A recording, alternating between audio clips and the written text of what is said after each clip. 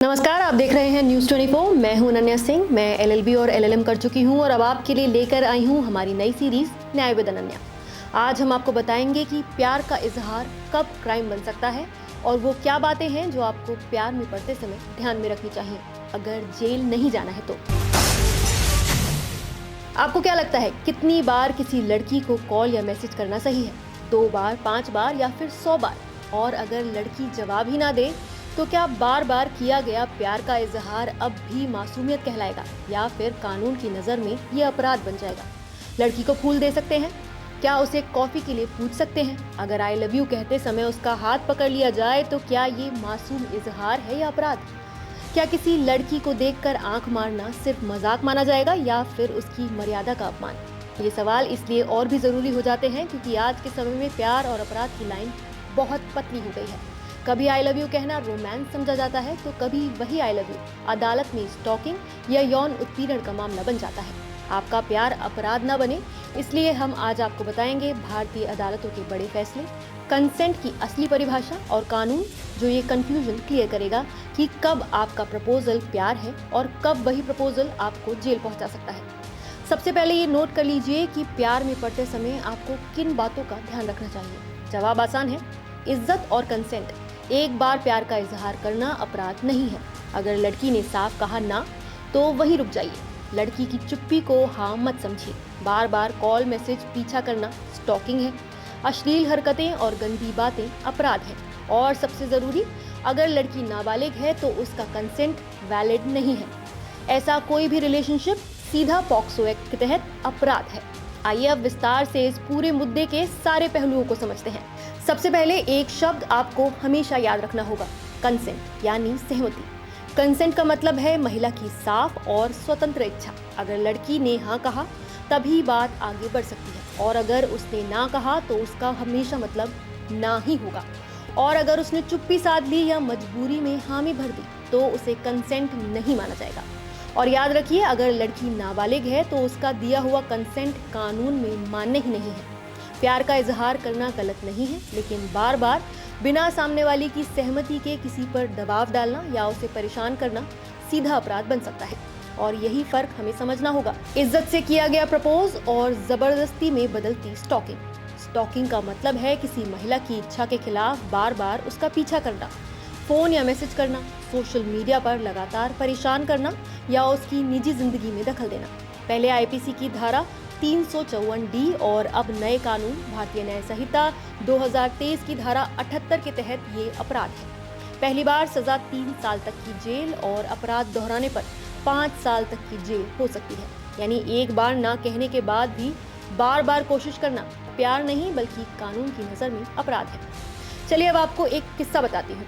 उत्तर प्रदेश के महोबा में एक महिला बस कंडक्टर को एक युवक ने 6159 बार कॉल किया और 315 बार मैसेज भेजा, सिर्फ इसलिए कि वो उसे शादी के लिए हाँ कहलवाना चाहता था। जब उसने मना किया तो युवक ने एसिड अटैक की धमकी तक दे डाली। यहाँ मामला साफ तौर पर स्टॉकिंग और क्रिमिनल इंटिमिडेशन बन गया। आपको बता दें कि किसी को जानबूझकर डराना, धमकाना या मानसिक दबाव डालना ताकि वो आपकी बात माने, इसे कानून में क्रिमिनल इंटिमिडेशन कहा जाता है। तो ध्यान से सुनिए, एक बार प्रपोज करना अपराध नहीं है, लेकिन बार बार दबाव बनाना और धमकी देना अपराध की हद पार करना माना जाता है। भारत के कई कोर्ट्स ने कई बार इस तरह के मामलों में अपने फैसलों से क्लैरिटी दी है। 2024 में बॉम्बे हाई कोर्ट ने एक अहम फैसला दिया। एक युवक ने 17 साल की लड़की का हाथ पकड़कर आई लव यू कहा। ट्रायल कोर्ट ने इसे पॉक्सो और आईपीसी की धारा 354 के तहत अपराध माना और सजा भी दी। लेकिन हाई कोर्ट ने साफ कहा, सिर्फ आई लव यू कहना या एक बार प्यार का इजहार करना अपराध नहीं है जब तक सेक्सुअल इंटेंट साबित ना हो। सेक्सुअल इंटेंट की बात करें तो इसका मतलब है किसी महिला के साथ ऐसी हरकत करना जिसका असली उद्देश्य उसकी शारीरिक गरिमा को ठेस पहुंचाना या यौन संतुष्टि लेना हो। फर्क इरादे में है। जैसे सामान्य हाय कहना सेक्सुअल इंटेंट नहीं है, लेकिन गंदी बातें करना, शरीर पर टिप्पणी करना या बिना अनुमति छूना सेक्सुअल इंटेंट माना जाएगा। अदालत हर मामले में यही देखती है कि उस हरकत के पीछे का इरादा क्या था। इस मामले में जहां युवक ने एक बार प्यार का इजहार किया था, अदालत ने युवक को बरी कर दिया। यानी यहां इरादा और परिस्थिति ज्यादा मायने रखती है, ना कि सिर्फ शब्द। इसी तरह छत्तीसगढ़ हाई कोर्ट में 2025 में एक मामला आया जहां 15 साल की छात्रा से स्कूल जाते समय युवक ने चिल्लाकर आई लव यू कहा। पुलिस ने तुरंत स्टॉकिंग, क्रिमिनल इंटिमिडेशन और पॉक्सो एक्ट में केस दर्ज कर दिया, लेकिन कोर्ट ने पाया कि ये एक बार का एक्सप्रेशन था, बार बार पीछा करना या सेक्सुअल इंटेंट साबित नहीं हुआ, इसलिए युवक को बरी कर दिया गया। कोर्ट ने कहा प्यार का इजहार और सेक्सुअल हरासमेंट में फर्क है। अब सेक्सुअल हरासमेंट की बात करें तो सेक्सुअल हरासमेंट यानी यौन उत्पीड़न तब माना जाता है जब कोई पुरुष किसी महिला को उसकी इच्छा के खिलाफ छूता है, गंदी बातें करता है, शरीर पर टिप्पणी करता है, अश्लील इशारे करता है या उसे बार बार बातचीत के लिए मजबूर करता है। ये महिला की गरिमा और स्वतंत्रता का उल्लंघन है। आईपीसी की धारा 354A और अब भारतीय न्याय संहिता की धारा 75 में इसे अपराध माना गया है, जिसकी सजा 3 साल तक की जेल और जुर्माना हो सकती है।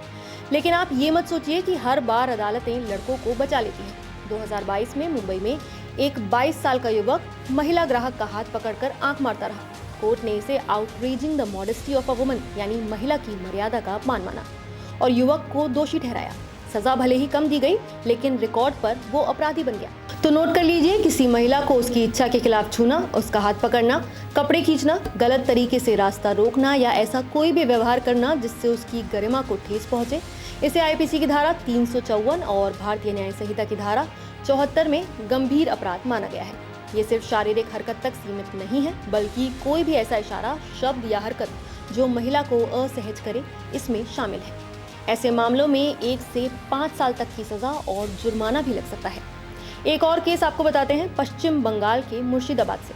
2024 में एक युवक ने लड़की का दुपट्टा खींचा, हाथ पकड़ा और शादी का प्रपोजल रखा। ट्रायल कोर्ट ने 4 साल की सजा दी, लेकिन हाई कोर्ट ने कहा ये सेक्सुअल असॉल्ट नहीं है, लेकिन जबरदस्ती और धमकी के लिए सजा लागू हो सकती है।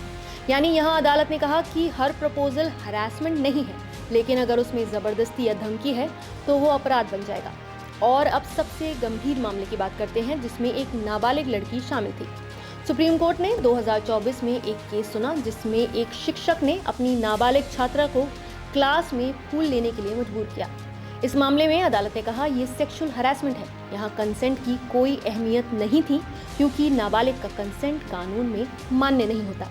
यानी जहाँ नाबालिग शामिल हो वहाँ कदम पीछे हटा लेना ही समझदारी वाली बात है। इन केसों से साफ है कि अदालतें इंटेंशन और कंसेंट पर ज्यादा ध्यान देती हैं, लेकिन कानून की किताबें भी साफ लाइन खींचती हैं। तो याद रखिए, दिल जीतना है तो इज्जत से जीतिए। एक बार कहिए, अगर हाँ मिले तो अच्छा है, लेकिन अगर ना मिले तो वहीं रुक जाइए, क्योंकि वहीं से वो लाइन खिंच जाती है जिसके आगे सिर्फ कानून और सजा है। आज के लिए बस इतना ही। आपसे अगले हफ्ते फिर मुलाकात होगी किसी और कानूनी मगर आपके लिए बेहद अहम मुद्दे को लेकर।